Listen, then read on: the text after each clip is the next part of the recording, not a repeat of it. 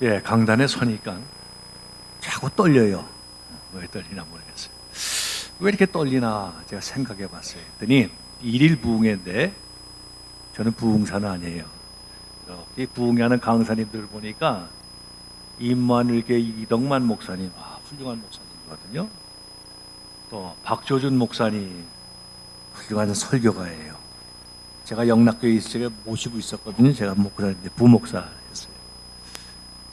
근데 왜 떨리나 생각했더니 우리 대한민국에서 설교 잘하는 목사님 하면 손가락에 꼽는 분이 그 중에 한 분이 이 목사님이시죠. 이 목사님 앞에서 설교를 하려니까 자꾸 떨리는 것 같아요. 네. 그래서 오늘 저에게 그 일일 부흥의 말씀을 전해달라 그래서 제가 무슨 말씀을 전할까 기도하며 고민하다가 오늘 이 말씀을 택했습니다. 제목은 택하신 족속이라 이렇게 생각해요. 우리 사람들은 선택하면서 삽니다. 오늘 수요일이잖아요. 여러분 집에서 오늘 부흥회 한다는데 갈까 말까 그러다가 오는 걸 선택하신 분은 여기 오셨고, 에이 집에 앉아서 텔레비 보자 그러면 그 선택하신 분 집에 계시고, 이렇게 선택하면서 사람들은 살아가게 돼 있어요. 미국에 브랜드와 클리번드라는 두 젊은이가 있었어요. 제가 인터넷을 찾아보니까는 두 가지 버전이 나와요. 하나는 뭔가 이 두 젊은이가 하루는 등산을 갔다, 어떤 애는 술집에 갔다 이렇게 돼 있는데, 가다가 교회 앞을 지나가게 됩니다. 교회 앞을 지나가는데 교회 게시판에 이렇게 써요.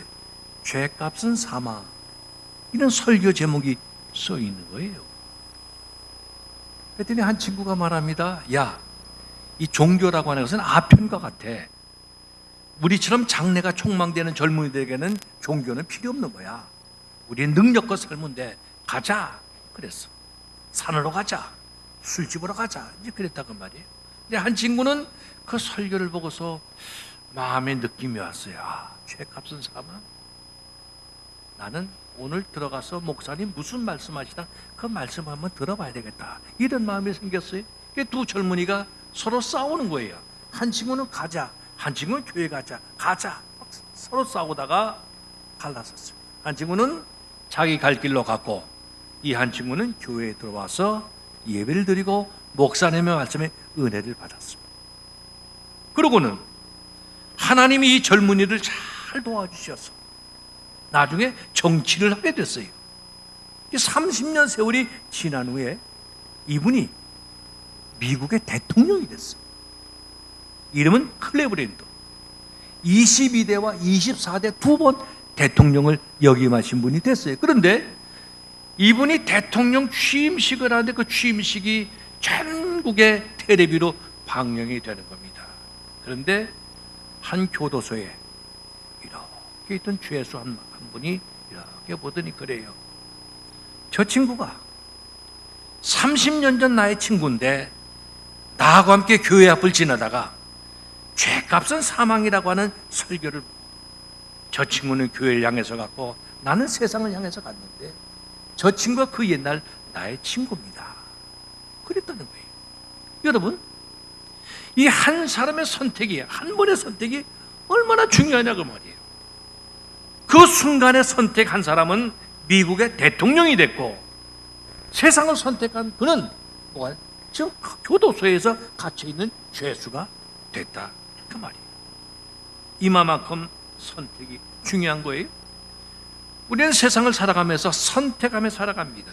그런데 이 선택 가운데는 내가 선택할 수 있는 것도 있고 내가 선택할 수 없는 것도 있어요. 예를 들면 부모, 내가 선택할 수 없지. 나라, 내가 선택할 수 없습니다. 우리 부모님이 대한민국 사람으로 태어나서 나를 대한민국에 태어나게 하니 내가 대한민국 사람이 된 거예요. 그렇잖아요. 근데 내가 선택할 수 있는 거 있어요. 오늘 옷은 뭐 입지? 내가 선택할 수 있어요. 넥타이는 뭐 매지? 내가 선택할 수 있어요. 내가 어떤 집에 살지? 선택할 수 있습니다. 내가 어떤 직업을 택하지? 선택할 수 있어요. 이처럼 사람이 선택할 수 있는 것도 있고 선택할 수 없는 것도 있습니다. 그런데 내가 선택한 것이 축복이 될 수도 있고 내가 선택한 것이 저주가 될 수도 있어요. 그렇기 때문에 우리는 잘 선택하며 살아가야 돼요. 우리가 잘 아는 대로 저 백두산의 천지라고 하는 아주 그 못이 있어요. 그 수심이 뭐 한 300m 가까이 된다고 그래요. 물이 항상 넘쳐 흘러요. 근데 이 물이 동쪽으로 흘러가면 뭐가 돼요? 두만강이 되잖아요. 서쪽으로 흘러가면 한록강이 돼요. 한 곳에서 흐르는 물이지만은 동쪽을 선택하느냐 서쪽을 선택하느냐에 따라서 두만강도 되고 압록강도 될 수 있다 그 말이에요. 여러분, 우리는 이 세상을 살면서 언제나 선택을 하면서 살아갑니다. 저는 세상을 살아가면서 하나님 앞에 늘 감사하는 거 있어요. 첫째, 여러분과 저와 좀 다를 수 있습니다. 저는 대한민국에 태어난 걸 참 감사하게 생각해요. 다른 나라 태어나지 않고 대한민국에 하나님이 나를 태어나게 하신 거 얼마나 감사한지 몰라요. 그런데 어렸을 적에는 아니었어요. 어렸을 적에는 너무 가난하게 못 살았거든. 우리나라가 너무너무 가난했거든. 하나님, 저 미국이란 나라 가보지 못했지만은 미국에 태어나게 했으면 얼마나 좋았을까 그런 생각도 해봤고요. 저 구라파에 뭐 덴마크나 무슨 스웨덴이나 스위스나 뭐 이런 나라 태어났으면 얼마나 좋았겠나 그런 생각도 해본 적이 있었어요. 그런데 지금 이렇게 커서 생각해봐, 이 대한민국에 태어나기를 참 잘했다 그런 생각을 합니다. 두 번째는 믿음을 가진 것. 세상의 많은 사람들 가운데 내가 하나님을 믿게 됐다고 하는 거, 이것처럼 큰 축복이 어디 있나 그런 생각을 해봤어요. 그 다음에 세 번째는 하나님이 많은 직업 가운데 나를 목사 만드신 거 참 감사해요. 얼마나 감사한지 몰라요. 세상의 많은 직업 가운데 내가 주의 이름으로 일하면서 평생을 산다고 하는 거, 이렇게 말씀을 전하면서 산다고 하는 거, 이거만큼 큰 축복은 없다고 생각해요. 자, 창세기 25장에 보면은 에서와 야곱의 출생의 비밀이 있습니다. 그렇죠? 출생의 비밀. 25장 23절에 보면 이렇게 말씀해요. 큰 자가 작은 자를 섬기겠다. 이게 출생의 비밀이에요. 이게 누가 합니까? 이거를 리브가는 아는 거야. 어머니는 아는 거야. 큰 자가 작은 자를 섬기겠다. 이삭에게 두 아들이 태어납니다. 쌍둥이가 태어났는데 큰 아들의 이름은 뭐지요? 에서. 작은 아들의 이름은 야곱. 그런데 태어나서 큰 아들과 작은 아들의 외형적인 모습을 보니까 영판 달라. 대개 쌍둥이들의 공통점은 뭡니까? 똑같다. 일란성 쌍둥이 딱 보면 어느 게 형인지 어느 게 동생인지 알 수가 없어요. 근데 부모님들은 잘 아시더라고. 보면 야, 너무 닮았다. 이 사람이 형 같고 이 사람이 형 같고 잘 분간이 안 되죠. 그런데 이 이삭의 두 아들은 아주 확실하게 구분이 됐어요. 에서는 잘생겼습니다. 남성적으로 생겼어요. 온몸에 털이 부실부실 났어요. 직업이 뭐예요? 사냥. 말 타고 다니면서 사냥하는, 얼마나 멋있습니까? 요즘으로 말하면 젊이들 말하면 킹카야. 능력 있어. 모든 일에 자신 있어. 잘생겼어. 얼마나 멋있어요. 그런데 야곱이는 어때요? 여자처럼 생겼어. 수염도 없어. 밴들밴들해. 그리고는 하는 일이 뭐예요? 엄마 치맛자락 붙들고 부엌에서 엄마도 없는 일을 하는 거야. 여성적이야.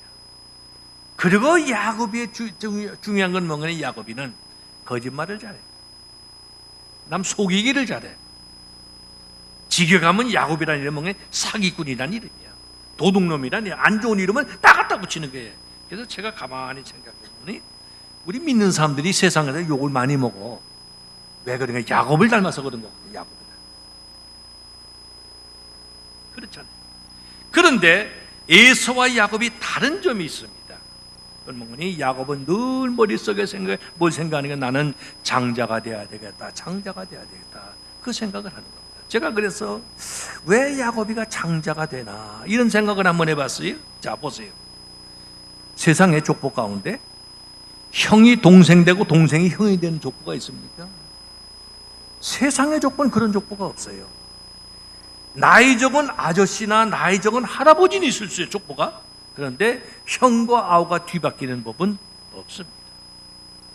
그런데 야곱의 머릿속에는 항상 뭐가 더 나는 장자가 돼야 돼, 장자가 돼, 장자가 돼. 이게 머릿속에 항상 있어. 언제나 나는 수단과 방법을 가리지 않고 장자가 돼야 되겠다. 그래서 야곱이가 시도한 게 뭡니까? 사냥하고 돌아오는 형을 놀리는 거예요. 뭐에? 죽을 쓰고 있잖아요. 붉은 죽을 쓰고 있잖아요. 형이 사냥을 갔다가 배가 고파가지고 헐레벌떡 들어오는데 동생이 어머니를 도와 죽을 쓰고 있거든요. 야, 나가 죽 한 사발 다오. 이랬어. 이 야가 빠진 야곱이가 쉽게 줄 리가 있습니까? 약 올리면서 안 돼. 야, 배고픈데 한 사발 줘. 안 돼. 몇 번 하고 나더니 그 다음에 야곱이가 조건을 내었으면 그 조건이 뭐예요? 형, 나하고 바꿔. 그랬어. 형, 나하고 바꿔. 형이 동생하고 내가 형 할게. 그랬더니 에서가 뭐라 그랬어요? 흔쾌히 그래 너 형해. 여러분, 그런다고 형과 아우가 바뀌는 법이 있습니까? 바뀌는 법이 없잖아요. 그런데 쉽게 형은 그래 너 형해 하고서는 죽 한 사발 먹고 형과 아우가 바뀌었습니다.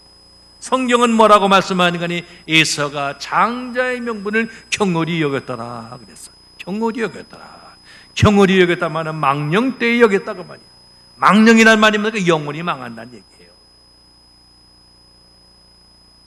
자, 그러면 이제 형이 누가 형이 돼서 야곱이가 형이 되고 에서가 동생이 됐는데 평생 동안 야곱이 형 노릇 한 적이 있습니까? 없습니까?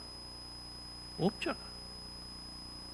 그것 때문에 야곱이는 고생을 해야 됐고, 야곱이는 그것 때문에 도망을 가야 되겠고, 야곱이 그것 때문에 광야에서 돌베개를 메고 자야 되겠고, 그것 때문에 외삼촌 집에 가서 종살이를 해야 됐고, 그것 때문에 야곱이가 평생 동안 고생을 하는 거예요. 근데 성경은 뭐라고 말하는 거예요? 장자의 명분이라 그래. 이름밖에 없는 그 장자를 위해서 야곱이가 이처럼 애를 쓴 거예요. 근데 이걸 우리가 영적으로 해석하면 어떻게 해석할 수 있냐? 에서는 나는 하나님 없이도 살 수 있다. 나는 내 능력이 있다. 난 사냥을 하고 거친 광야를 다니면서 짐승을 잡아서 나는 내 삶을 영위할 수 있다. 이런 자신감이 넘친다 그 말이에요. 근데 야곱이는 아니야. 엄마 치맛자락 붙들고 내 성적으로 할 때만은 야곱의 머리 가운데 나는 다 없어 좋다. 하나님만 있으면 된다. 하나님은 나는 포기할 수 없다. 그게 야곱이를 주장했다 그 말이에요.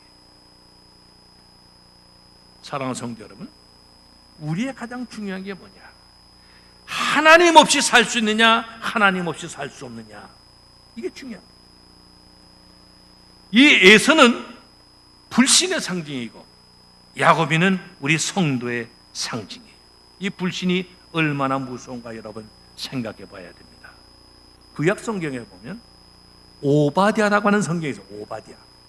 오바댜는 한 장으로 되어 있어요. 한 장으로 되는데 처음부터 끝까지 무슨 얘기인지 아세요? 에서를 저주하는 얘기예요. 성경이 전체가 한 사람을 이처럼 저주해 본 적이 없는데 오바댜는 처음부터 끝까지 에서를 저주합니다. 제가 한 절 볼게요. 오바댜 한번 찾아봅시다.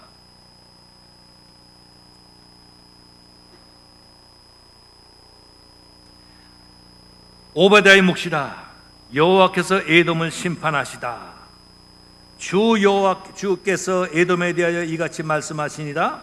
우리가 여호와께로 말미암아 소식을 들었나니 그 사자가 나라들 가운데 보내심을 받고 이르기를 너희는 일어날지어다. 우리가 일어나서 그와 싸우자 할 것이니라. 누구와? 에서와 싸운다. 자, 5절 봅니다.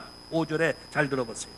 혹시 도둑이 내게 이르렀으며 강도가 밤중에 내게 이르렀을지라도 만족할 만큼 훔치면 그치지 아니하겠느냐? 혹시 포도를 따는 자가 내게 이르렀을지라도 그것을 얼마쯤 남기지 아니하였겠느냐? 내가 어찌 그리 망하였는고? 이런 말씀이에요. 자, 이 말이 뭐예요? 도둑이 집에 들었습니다. 도둑이 들어서 좋은 보물을 가져가고 무슨 금붙이 가져가 다 훔쳐가요. 그러면 적당히 훔쳤으면 좀 남기고 갈 게 있지 않습니까? 하나도 남김 없이 싹 쓸어갔다 그 말이에요. 포도원에 강도가 들었어요. 도둑이 들었어요. 포도를 땁니다.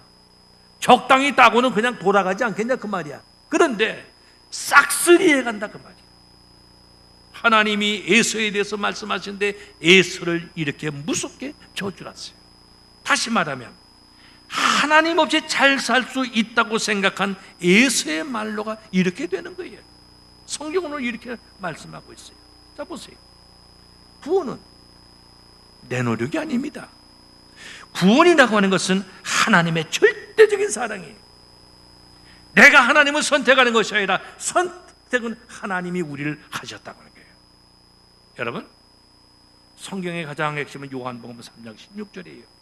뭐라고 말씀합니까? 하나님이 세상을 이처럼 사랑하사 독생자를 주셨으니 누구든지 저를 믿는 자마다 멸망치 않고 영생을 얻게 하려 하십니다. 하나님이 세상을 이처럼 사랑하사 얼만큼? 독생자 아들을 주시기만큼 사랑했다. 여러분, 아들만큼 귀한 게 어디 있습니까? 하나밖에 없는 아들을 하나님께서 우리 위해 주셨어.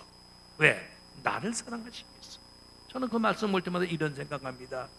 예수님께서 십자가에 달려 돌아가십니다. 십자가에 달려서 마지막 말씀이 엘리 라마 사막다니, 그렇죠? 엘리 라마 사막 뭐예요? 나의 하나님 어째서 나를 버리십니까? 절규의 말씀이. 예를 들어서 내 아들이 강도에게 잡혀 끌려가. 그런데 아들이 날 보면서 아빠 나 좀 살려주세요 그러면 어떡하겠어요?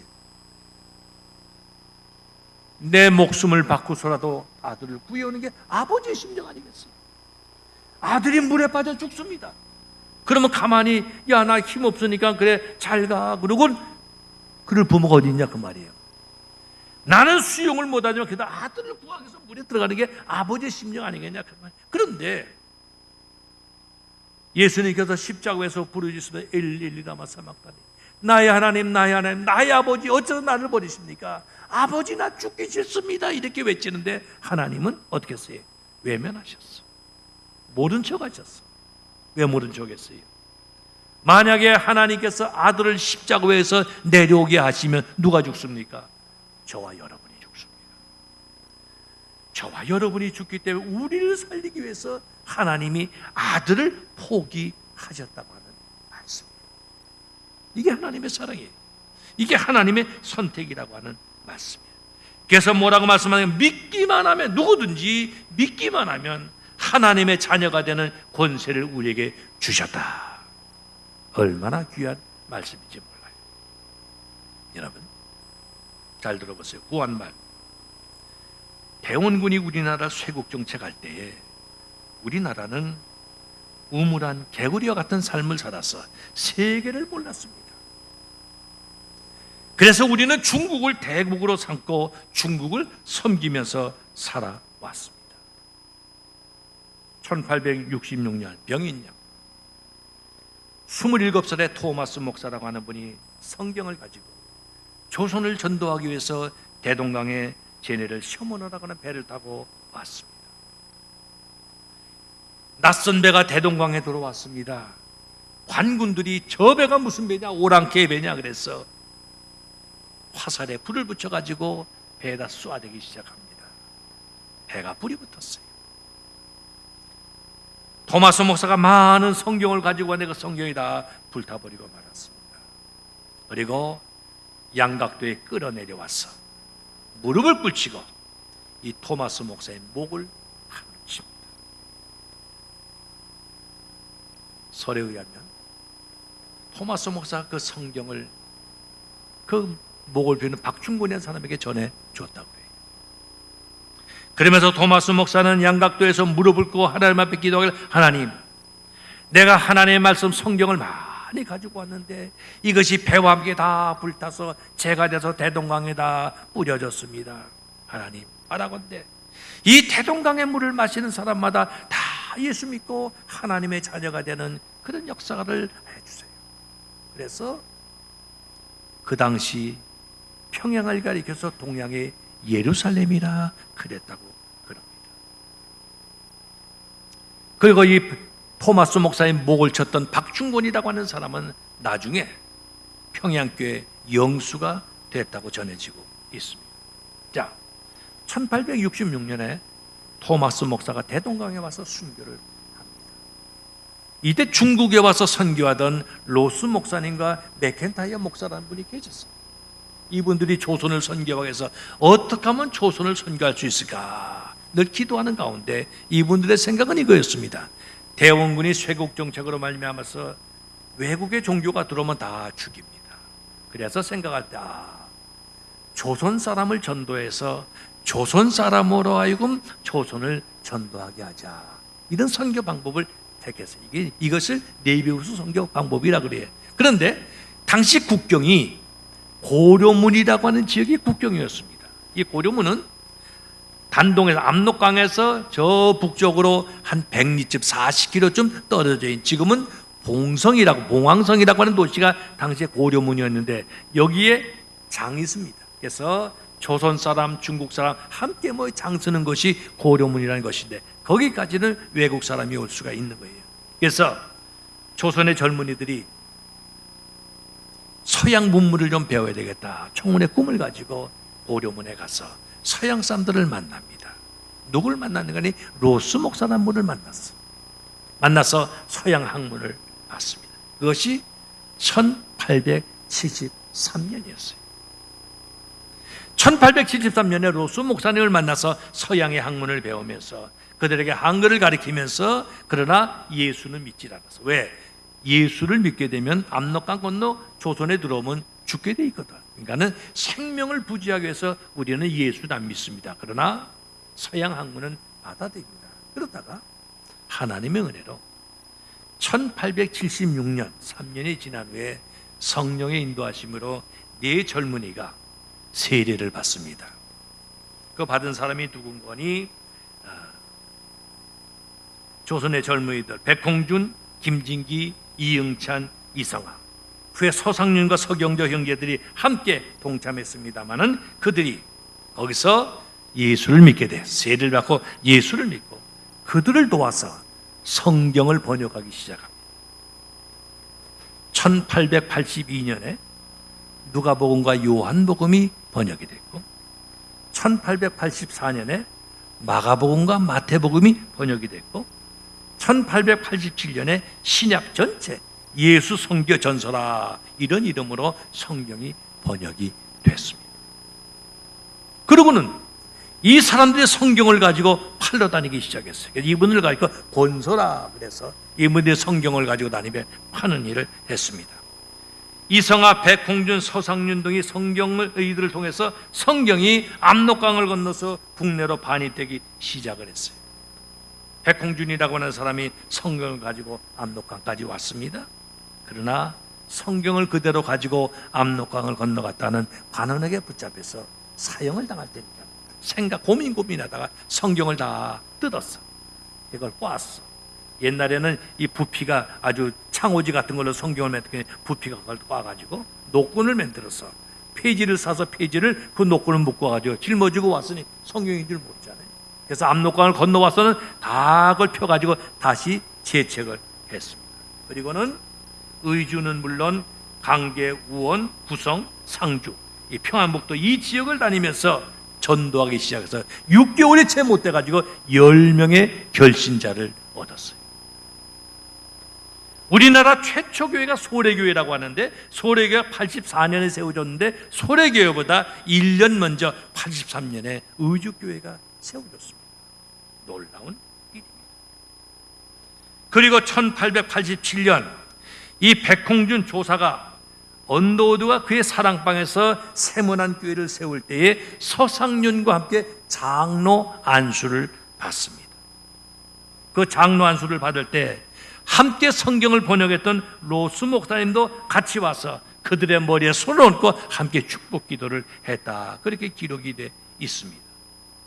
그리고 1880년에 90년에는 로스 목사가 압록강을 건너 의주에 왔습니다. 그때 그의 집에 유하면서 그 평안북도 지역을 다니면서 전도를 힘썼습니다.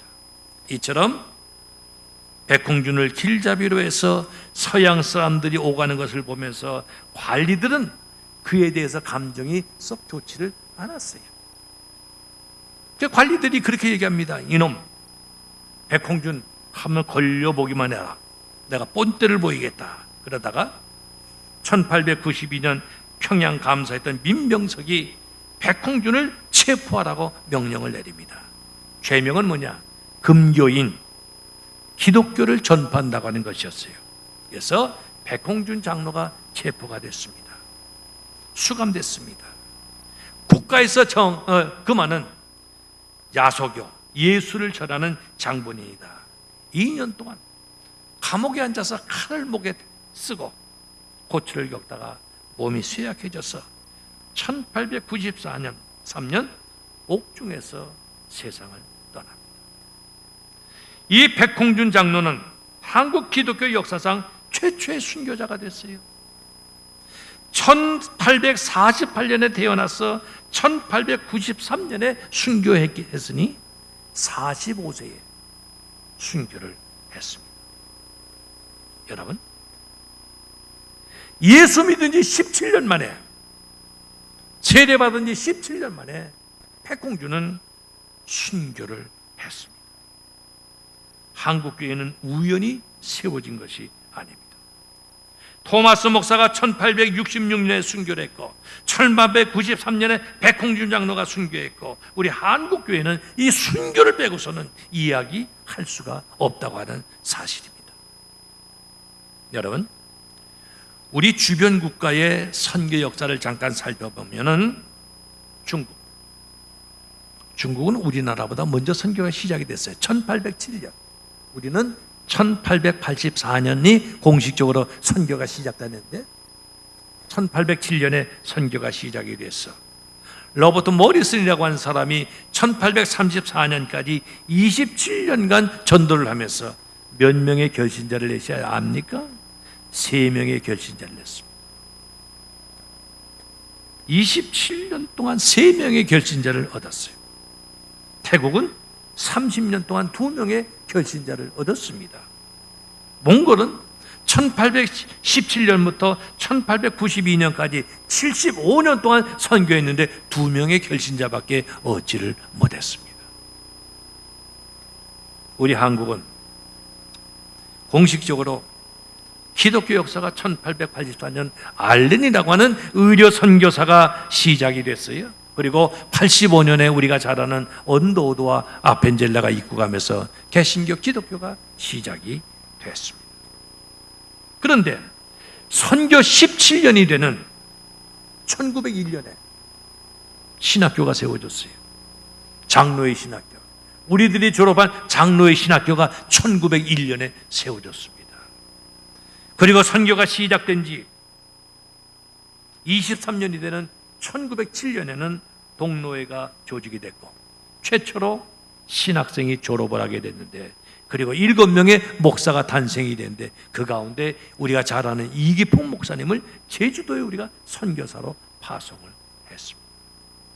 그리고 25년이 되던 1909년에는 일본의 한석진 목사님을 선교사로, 시베리아의 최관월 목사를 선교사로 파송했고 28년이 되는 1912년에는 조선 예수교 장로회 총회가 조직이 됐어요.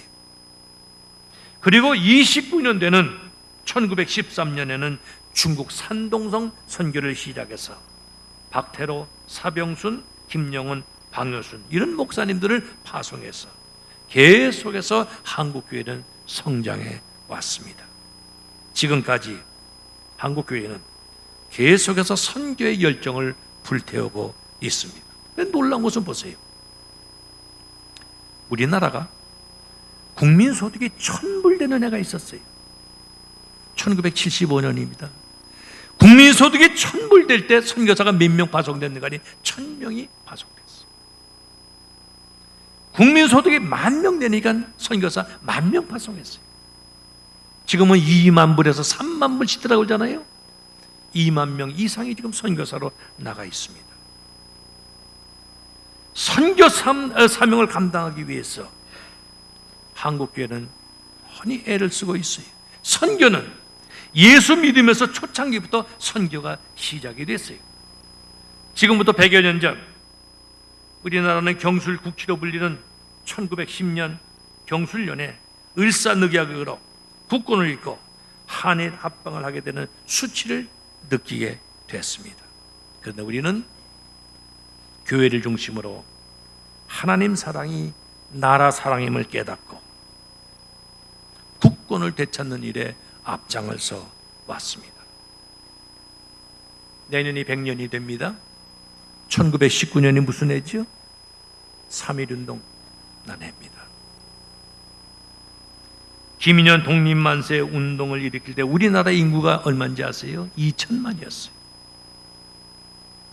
2천만이었고 기독교 인구가 20만이었습니다. 2천만에 20만이면 몇 프로가 되지요? 1%. 기독교 인구가 1%였지만은 국가를 선도해 나가는 것은 몇 프로인지 아세요? 33인 가운데 16명이 기독교인이었어요. 당시 교인의 수는 1%밖에 되지 않았지만 국가를 선도해 나가는 능력은 50% 이상의 영향력을 가지고 있었다고 하는 거예요. 일제 36년 동안 45년 8.15 광복의 기쁨을 볼 때까지 나라 안에서는 교회를 중심으로 학교를 세우고 문명을 되치하고 사람들의 머리를 깨우치고 병원을 세워서 질병의 고통 가운데 있는 약자들을 환자들을 치료하며 남존여비 사상에 눌려서 방 안에 있던 여성들을 사회 속으로 우리가 끌어내기 시작을 했습니다. 그리고 여성 지도자들 세우고 고아들을 돌보아 사회의 일원으로 진출시키는 누가? 교회가 일을 했다 그 말이에요. 특히 여성에게 해방을 시켜주신 분이 누구세요? 예수 그리스도입니다. 여러분, 이 군사는 1893년부터 복음이 전파되기 시작했어요. 미국 남장로교회 전긴 선교사가 군산에 와서 선교를 했어요. 여러분 구암교회 아시죠? 한강 이남에서 제일 먼저 3.1운동에 앞장선 교회가 구암교회입니다. 지금도 구암교회 가면 옛날 그 역사관을 잘 만들었어. 어떻게 교회가 나라를 독립하는데 앞장섰는가를 자세히 우리에게 보여주고 있습니다. 사랑하는 성도 여러분, 하나님의 간섭과 축복으로 자유우방을 통해서 우리에게 해방의 기쁨, 광복의 기쁨을 우리에게 주셨습니다. 그러나 이 기쁨도 잠깐 무신론 공산주의자들로 말미암아 분단의 아픔과 유교를 우리는 겪게 됐습니다. 일제강점기에는 주기철 목사님을 비롯해서 수많은 성도들이 신사참배를 거부하다가 순교의 길을 갔는데 해방 후에는 무신론자 공산주의자들에 의해서 수많은 주의 종들과 성도들이 순교의 길을 갔습니다. 삼천리 방방곡곡에 순교의 피가 흘렀습니다. 가인에 의해서 죽임을 당한 아벨의 피가 호소하듯이 지금도 순교자의 피의 소리가 들리고 있습니다. 여러분이 사시는 가까운 내려가면 영광, 염산, 야월 이쪽에 가면은 수많은 순교자들의 피가 지금도 흐르고 있습니다. 6.25 동란으로 말미암아 이 땅에 재앙이 내렸습니다. 1천만의 이상 가족, 수만의 전쟁으로 인한 사망자, 수많은 미망인들과 전쟁과 38선을 넘어 자유를 찾아 남한 피난민, 그리고 신앙의 자유를 찾아서 남쪽으로 밀려온 성도들, 우리는 기억하지 않습니까? 어린 시절 먹을 것이 없어서 속은 못 피로 허기진 배를 부여잡고 물로 허기진 배를 채우던 그런 시절이 우리들에게 있었습니다. 제가 중학교 다니던 1960년에 유엔에 등록된 나라가 120개국이었어. 120개국 가운데 한국이 몇 등 하던 나라였는지 아십니까? 119등 하던 나라였어요. 당시에 기록을 봤더니 태국이 국민소득이 220불이었대. 필리핀이 국민소득이 176불이었대. 한국은 국민소득이 얼마인지 아세요? 76불이었어요. 120개국 나라 가운데 119등 하던 시절이 있었습니다. 1965년 우리나라가 1억 불을 수출했다가 너무 기뻐가지고 저 장충체육관 앞에 1억 불 수출 기념탑을 세우고 온 국민들이 박수를 치며 환호했던 날이 있었어요. 그 후 10년이 지난 1975년에는 100억 불을 수출했어. 그리고 국민소득 1000불로 올라갔어. 여러분, 지금은 우리가 수출을 얼마큼 한지 아세요?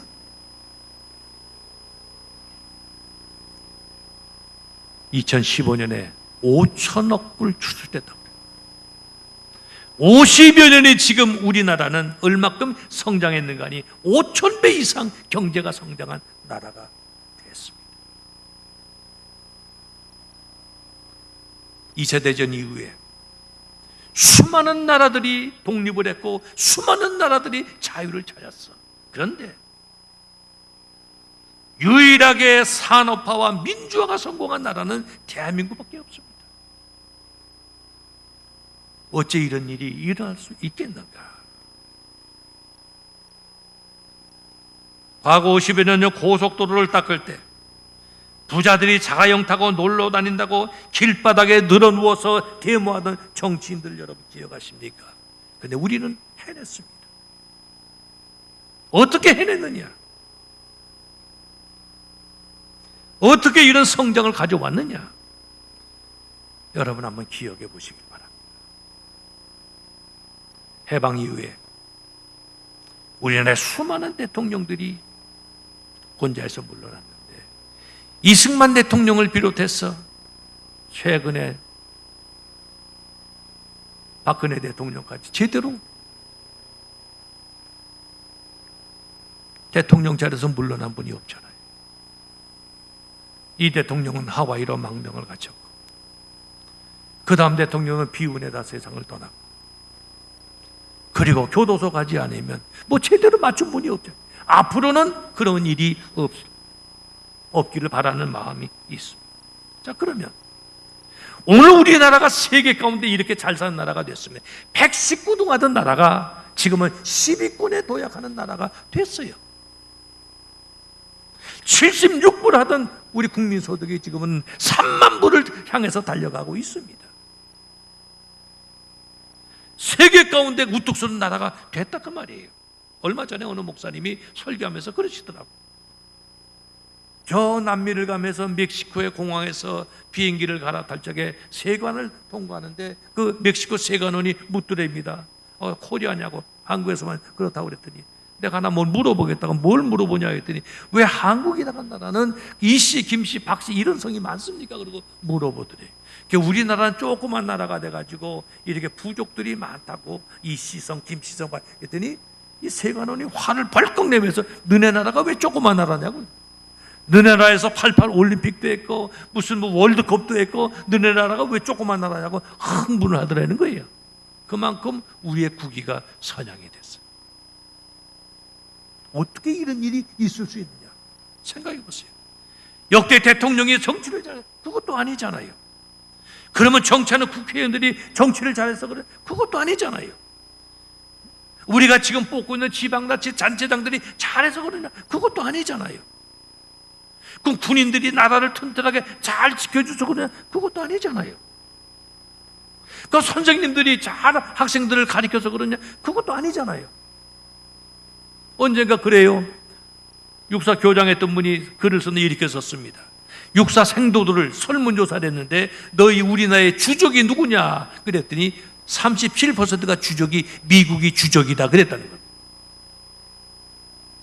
육군사관학교에서 미국하고 싸우는 군인을 길러내는 학교가 육군사관학교입니까? 아니, 잘 조사해보니까 전교조 선생님들이 그렇게 가르쳤다는 거예요.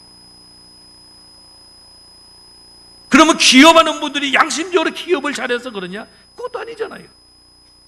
미안한 얘기입니다만 그럼 노동자들이 열심히 땀 흘리고 수고해서 그러냐? 그것도 아니잖아요. 시도 때도 없이 머리에 붉은 띠를 두르고 맨날 뭐 파업하고 데모하고 이러잖아요. 그러면서도 회사는 대단한 거예요. 그러면서도 경제는 자꾸 좋아지고 있다 그 말이에요. 그 이유가 뭐냐? 저는 생각해 봤습니다. 우리가 8.15 해방 이후 6.25 이후 참 가난하고 힘들고 어려웠던 시절이 있었어요. 그런데 저는 어렸어. 부모님을 따라서 삼각산에 갔던 일이 기억이 납니다.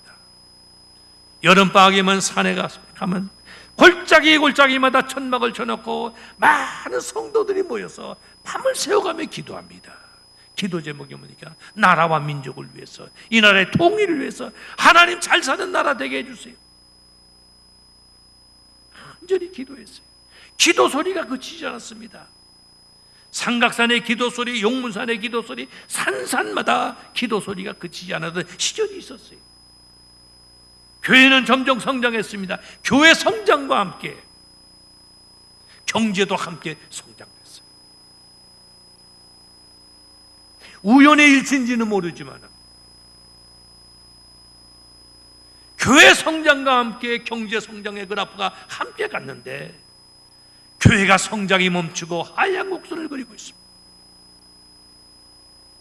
기도 소리가 그쳤습니다. 그랬더니 경제도 곤두박질을 치고 있어요.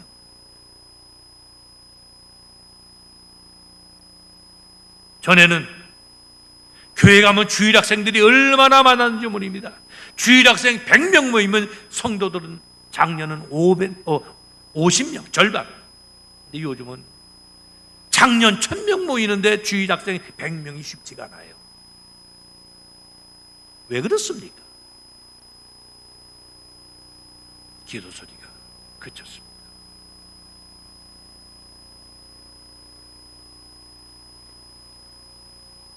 (133년) 전 1884년 복음이 만약에 이 땅에 들어오지 않았더라면 오늘이 있을 수 있었을까? 기독교가 이 땅에 들어와서 개화에 미친 영향이 얼마나 큰지 모릅니다. 학교를 세웠습니다. 병원을 세웠습니다. 가난하고 고난을 받는 자들을 위해서 수많은 헌신을 했습니다. 오늘 한국교회가 세계의 나라와 교회가 우러러보는 것처럼 이처럼 성장한 것은 처음부터 하나님의 특별한 준비가 있었다고 하는 사실이에요. 여러분, 세계 선교 역사상 복음이 들어오기 전에 그 나라 말로 복음이 번역된 예가 없습니다. 1882년 아까 말씀드린 대로 로스 목사님을 도와서 한국의 젊은이들이 성경을 번역해서 그 성경을 로스역이다 그렇게 얘기합니다. 또 같은 해 1882년에 우리나라 지금으로 말하면 농림부의 고관으로 있던 이수정이라고 하는 사람이 국가일로 일본에 출장을 갔다가 일본의 선각자는 쯔다 박사라고 하는 사람의 집을 방문하는데 거기 족자가 이렇게 있어. 보니까 그 족자가 산상수훈이었어요. 이게 뭡니까? 하나님 말씀. 그 말씀에 감동을 받았어. 일본의 성서공회 책임자였던 루이스 목사님을 만났어. 그분과 더불어 함께 또 일본에서 성경을 번역을 했어요. 그게 1882년입니다. 성경을 번역하고 그분들이 일본에 나와 있던 선교사들에게 부탁을 하는 거예요. 당신의 나라 얘기해서 우리나라는 아직 복음이 들어오지 않았으니 선교사들 좀 보내주세요. 선교사들이 오면서 일본을 거쳐서 이수정이 번역한 그 한글로 된 성경을 가지고 한국 땅에 들어왔어요. 또 놀라운 사실은 서상륜 소경조 형제가 성경을 가지고 들어왔다가 그만 발각이 돼서 자기 외가로 도망을 갑니다. 그 외가가 황해도 송천 소울내라고 하는 마을로 갔어. 1884년에 교회를 세우는데 그것이 우리나라 최초의 교회인 황해도 소울내교회입니다. 복음이 들어오기 전에 우리나라 사람들이 먼저 교회를 세웠다고 하는 거예요. 이건 우연한 얘기가 아닙니다. 하나님께서 이 민족을 이미 만세전에 택하셨다고 하는 거예요. 우리는 예수 믿지 않고는, 하나님을 믿지 않고는 살 수 없는 존재라고 하는 말씀입니다. 우리의 가장 중요한 건 뭐냐? 마지막 결론은 하나님의 족보에 들어가는 겁니다. 보세요. 처음 말씀드릴 때 야곱이가 왜 이렇게 장자가 되려고 애를 썼느냐? 장자라고 하는 이름만 명분이잖아요. 장자가 돼서 무슨 세력을 느끼는 게 아니잖아요. 뭘 얻는 게 없잖아요. 이름만 장자라 그 말이야. 그 얘기가 무슨 일? 그것 때문에 야곱이가 평생 나그네 생활하는 겁니다. 바로 앞에 서서 야곱이가 뭐라 하니까 내 나그네 세월이 130년입니다. 조상의 나그네 세월에는 미치지 못하지만은 내가 참으로 험한 세월을 살았습니다. 그렇게 고백해요. 그 장자 명문 때문에 험한 세월을 야곱이가 살았는데 결론이 어디서 났냐? 여러분, 마태복음 1장 1절에 뭐라고 말씀합니까? 아브라함과 다윗의 자손 예수 그리스도의 세계라, 그래 나와요.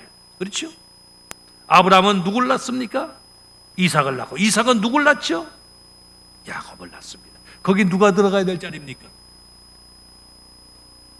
아브라함은 이삭을 낳고, 이삭은 에서를 낳고, 에서가 들어가야 될 자리에 누가 들어간다고요? 야곱이가 들어갔잖아요. 나는 다른 것은 다 포기해도 좋다. 그러나 하나님의 족보에 들어가는 것, 이것만큼은 내가 포기할 수 없다. 이것이 야곱의 신앙이고 택함 받은 자의 신앙입니다. 내가 하나님을 택한 것이 아니라 하나님이 우리를 선택하신 하나님의 족속이라고 하는 사실을 여러분 기뻐하시기를 바랍니다. 오늘 한국교회가 세계의 나라와 교회가 우러러보는 교회로 성장하게 된 것은 처음부터 하나님의 특별한 준비가 있었습니다.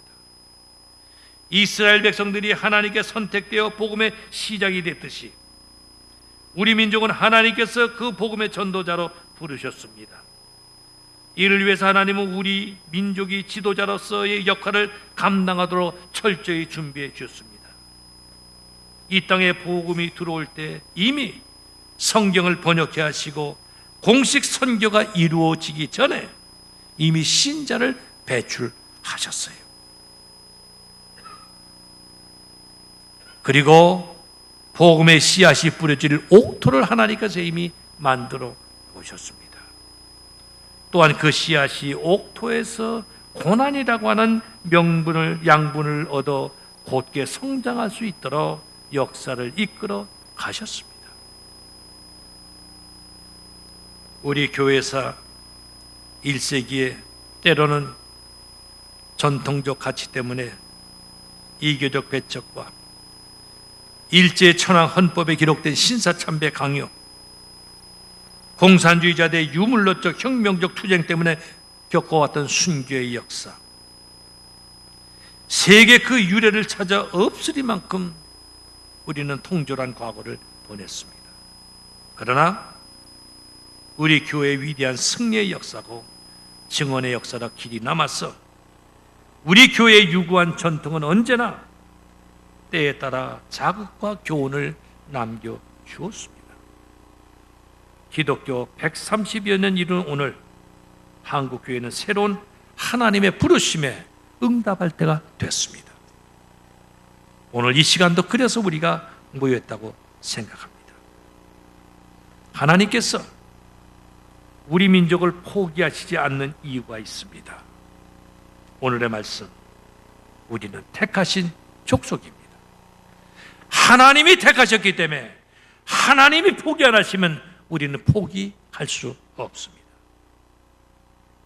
저제는 선교사 복음보다 먼저 말씀이 들어온 민족입니다.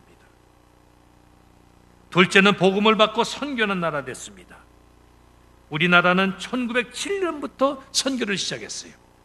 첫 번째 선교사가 이기풍 목사님이 첫 번째 선교사예요. 여러분, 우리 한반도를 놓고 볼 적에 함경도는 카나다 선교부, 이 서북 지역은 북장로교 선교부, 남쪽은 남장로교 선교부, 저 경상도는 호주 선교부, 이렇게 다 나눠서 선교를 했어요. 그런데 유일하게 제주도만 선교부가 없습니다. 왜? 제주도는 우리가 맡아 하겠습니다. 이기풍 목사님이 선교사로 파송이 됐기 때문에 제주도만 선교부가 없어요. 선교하는 나라가, 아까도 말씀드렸지만 우리가 1000불 때는 1000명의 선교사, 10,000불 때는 10,000명의 선교사, 20,000불 때는 20,000명의 선교사를 파송한 나라가 됐어요. 마지막 하나, 하나님이 포기하시지 않는 이유는 애국가에도 있듯이 하나님이 보호하사 우리나라 만세입니다. 하나님이 보호하사 우리나라 만세. 여러분, 세계 나라들이 다 국가를 가지고 있어요. 국가를. 그런데 그 국가 가운데 하나님이 보호한다 이런 가사가 들어간 국가는 대한민국의 애국가밖에 없습니다. 미국이 청교도 신앙으로 세워진 나라라고 그러잖아요. 미국 국가에도 하나님은 없어요. 미국 사람들이 국가보다 더 즐겨 부르는 노래가 있어요. God bless America. 하나님이 미국을 축복해 주셨다. God bless America. 이 노래를 열심히 부릅니다만 국가에는 하나님이라는 단어가 없어요. 그러면 정말 하나님이 우리나라를 사랑하고 계시냐 하는 거예요. 간단히 두 가지만 말씀드리겠습니다. 첫째는, 여러분, 일제 36년 동안 일본 사람들 우리를 얼마나 억압했는지 몰라요. 좋은 거 다 수탈해 갔습니다. 성씨까지 다 그들이 뺏어가고요. 그리고 종교까지 다, 교회까지 다 문을 닫게 했잖아요. 신사참배를 강요하면서. 여러분, 8.15 해방이 우리 힘으로 됐습니까?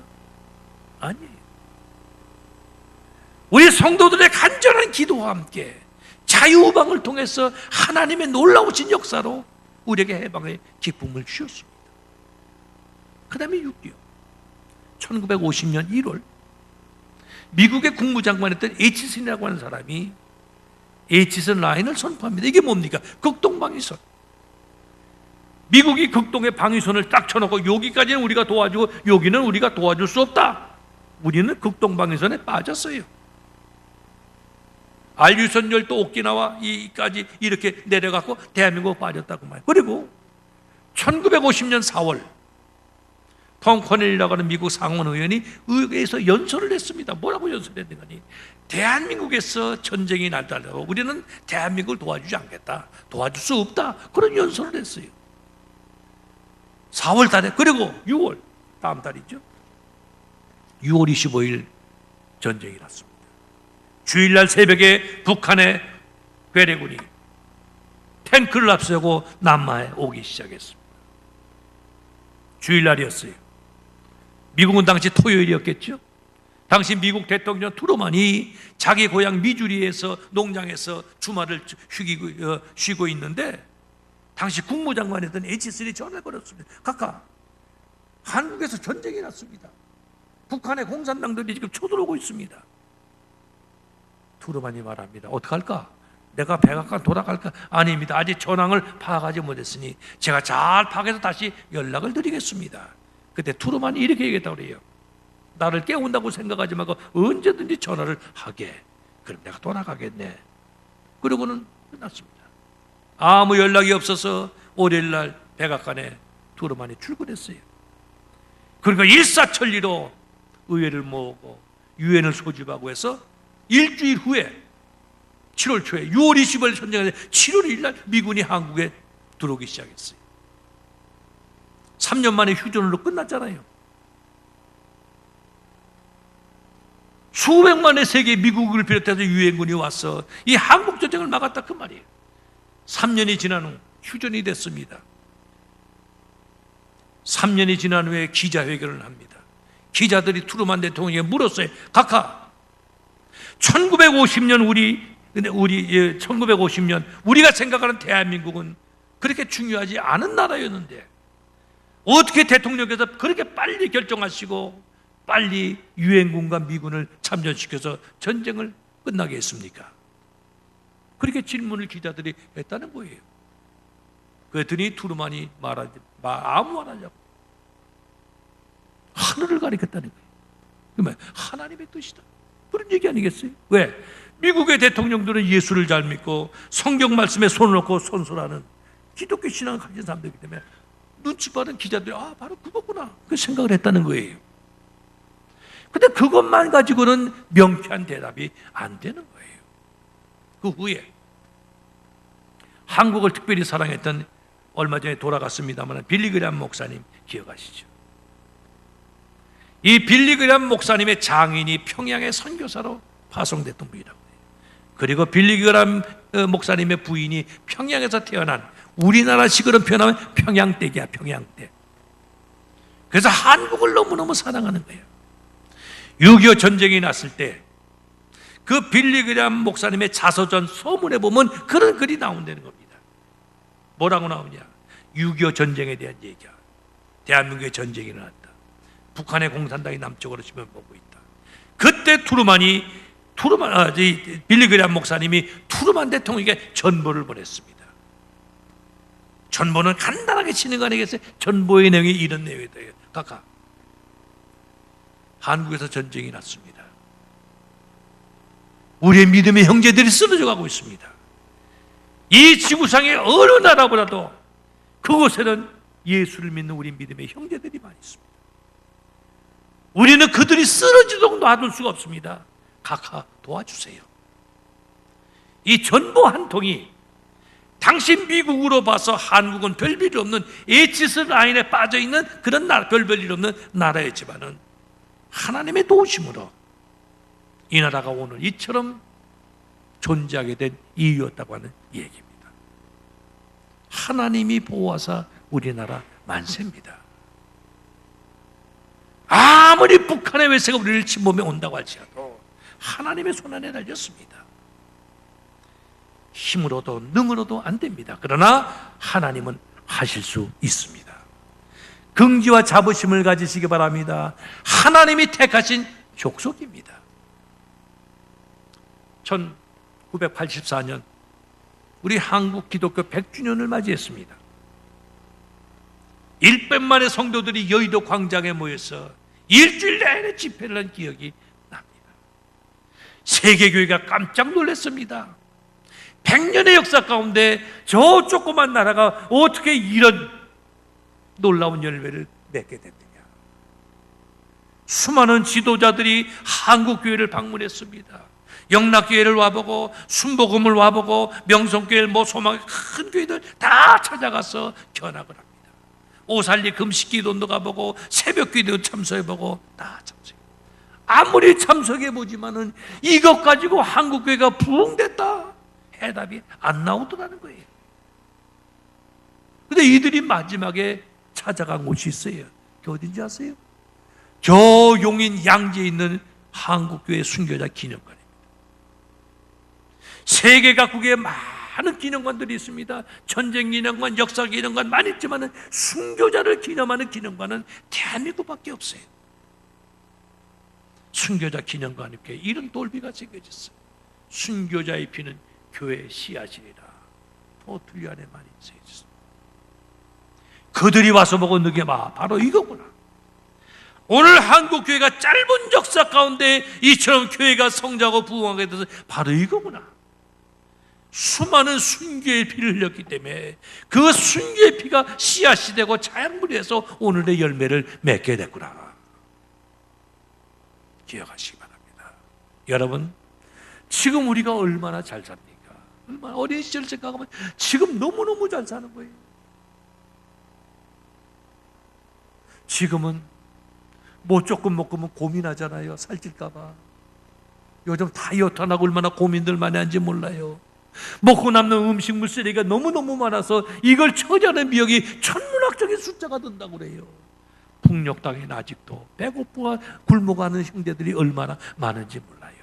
이것은 우리가 잘나서 우리가 잘 믿어서 이런 축복을 받는 것이 아니라 우리의 선배들이, 우리의 부모님 세대가 눈물 흘리면서 허리를 졸라매면서 나라와 민족을 위해서, 우리 후손들을 위해서 기도했습니다.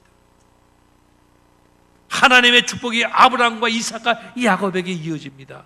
오늘은 우리 때문에 잘 사는 것이 아니라 우리 조상들의 기도로 잘 살고 있는데, 만약에 우리의 기도가 여기서 멈추면 우리 후손들은 희망이 없습니다. 희망이 없습니다. 여러분, 저는 요즘 기도하면서 이런 느낌이요. 하나님, 심은 대로 거두게 하시는군요. 심은 대로 거두게 하시는군요. 그게 뭔지 아세요? 요즘 우리 후손들이, 우리 자녀들이 취직이 안 되죠. 아무리 수고하고 땀 흘리고 애써도 소득이 없잖아.